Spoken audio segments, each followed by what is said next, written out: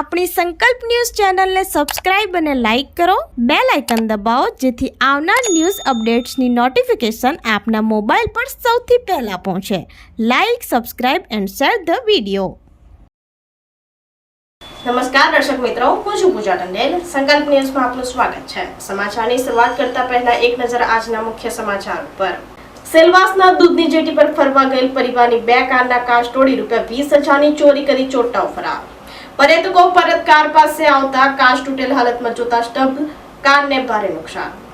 દાદરાનગર હવેલી સેલવાસના દૂધની જેટી ઉપર ફરવા ગયેલા પર્યટકોની 2 કારના કાચ તોડીને હજારો રૂપિયાની ચોરી કરી ચોરટાઓ ફરાર થઈ ગયા હતા. મળતી માહિતી અનુસાર સેલવાસના 2 પરિવારો રવિવારે 2 અલગ અલગ કારમાં દૂધની જેટી ફરવા માટે ગયા હતા. બંને પરિવારોએ જેટી પાસે પોતાની કાર પાર્ક કરીને ગયા હતા. થોડા સમય બાદ પરિવારના સભ્યો ફરીને પરત કાર પાસે આવતા તેઓએ બંને કારના કાચ તૂટેલા જોઈને સ્તબ્ધ રહી ગયા હતા. કારનો દરવાજો ખોલીને અંદર જોયું તો પર્સ ગાયબ હતું. એક કારના પર્સમાં ₹20,000 હતા, તે ચોરાઈ ગયા હોવાની જાણ થઈ હતી. તો સાથે ચોરોએ કારના કાચ તોડી નાખતા ભારે નુકસાની થઈ હતી. જોકે આ મામલે પોલીસે વધુ તપાસ હાથ ધરી છે.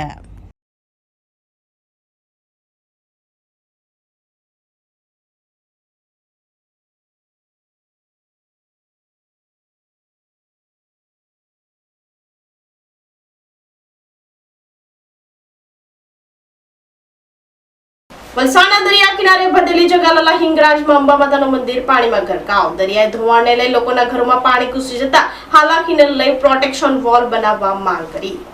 વલસાડ જિલ્લામાં આવેલા હિંગરાજમાં વેકરિયા હનુમાનજી મંદિરથી થોડે દૂર અંતરે આવેલ અંબા માતાજી મંદિર દરિયાઈ પાણીમાં ધોવાણને કારણે માતાજીનું મંદિર ગરકાવ થઈ ગયું છે. તેમજ કાંઠા વિસ્તારમાં સ્થાનિક રહેવાસીઓના ઘરોમાં પણ પાણી ભરાઈ ગયા છે.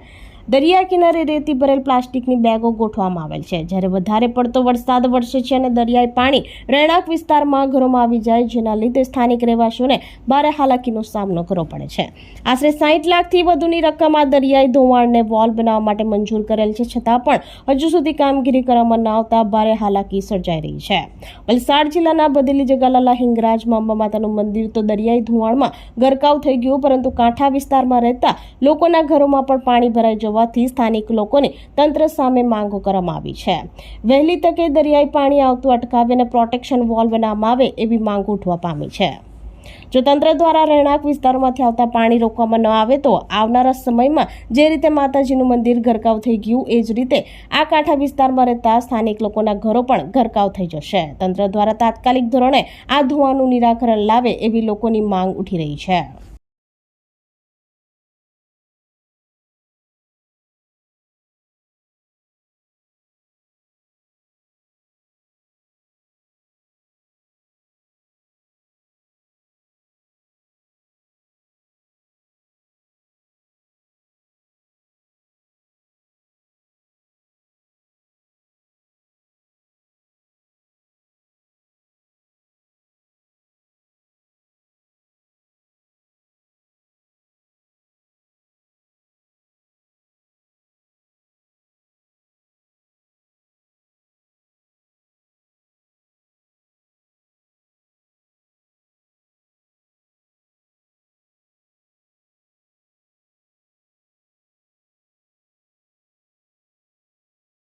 મારું નામ નારાયણભાઈ રત્નાભાઈ ટંડેલ, શ્રી વેકરિયા હનુમાનજી મંદિરના પ્રમુખ છું.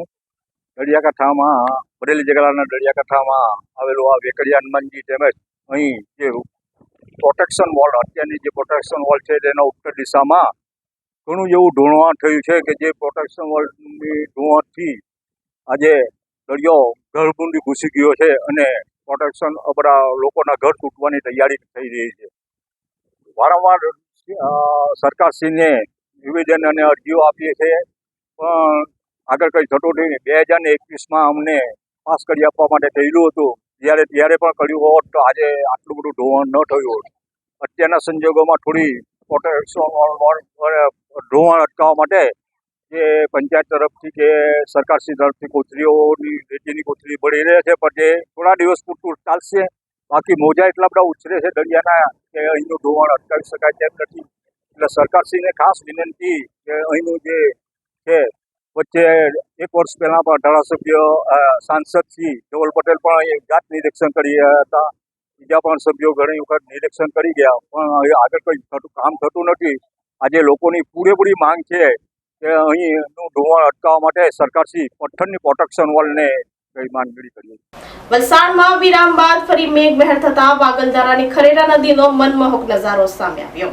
ખડખડ વહેતી નદી સાથે લીલાછમ વિસ્તારનો અદ્ભુત નજારો ડ્રોન કેમેરામાં કેદ. વલસાડ જિલ્લામાં મેઘરાજાના વિરામ બાદ વરસાદી માહોલ ફરી શરૂ થયા બાદ વિવિધ વિસ્તારોમાં પ્રકૃતિનો સુંદર નજારો જોવા મળ્યો હતો. વલસાડ તાલુકાના વાગલધારા ગામથી પસાર થતી ખરેરા નદીના આકાશી દ્રશ્યો સામે આવ્યા હતા. ખરેરા નદીના આકાશી દ્રશ્ય મન મોહી લીધું હતું. આકાશી દ્રશ્યમાં ખડખડ વહેતી ખરેરા નદી અને આસપાસના લીલોછમ વિસ્તારનો અદ્ભુત નજારો ડ્રોન કેમેરામાં કેદ થયો હતો. ધરતી ઉપર લીલી ચાદર પથરાયેલ હોય તેવા મનમોહક દ્રશ્યો જોતા પર્યાવરણ પ્રેમીઓએ સૌંદર્યને નિહાળ્યું હતું.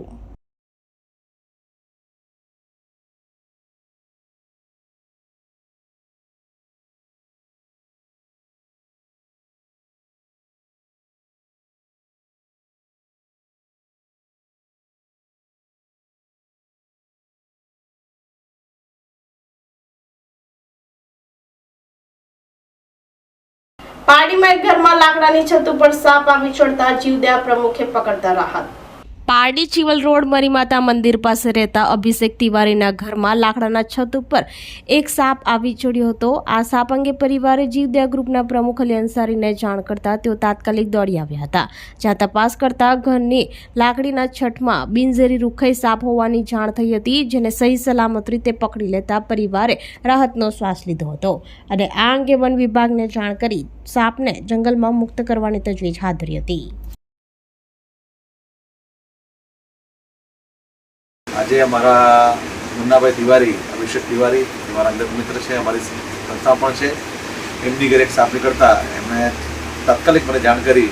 મેં આવીને અહીંયા એક રૂખાઈ જાતિનો જે બિનઝેરી સાપ આવે છે એને તાત્કાલિક પકડીને જંગલ એરિયામાં છોડવાની તાકીદ કરી અને પારડી તાલુકા કે પારડી શહેરમાં જ્યાં પણ સાપ નીકળે તાત્કાલિક અમારા જીવદયા ગ્રુપને કોન્ટેક્ટ કરવા વિનંતી. અમારો contact number 9825179536 Ali Ansari. Thank you. અમારા ઘરમાં સાપ દેખાતા મારી વહુએ એને જોયો, એમના રૂમમાં જ હતો અને એમણે અલીભાઈને અમે ફોન કર્યો. તરત જ અલીભાઈ આવ્યા અને એમણે સાપને પકડી લીધો. And thank you so much. તો આ તંત્ર સમાચારો, નવા સમાચારો સાથે કાલે ફરી મળીશું. નમસ્કાર.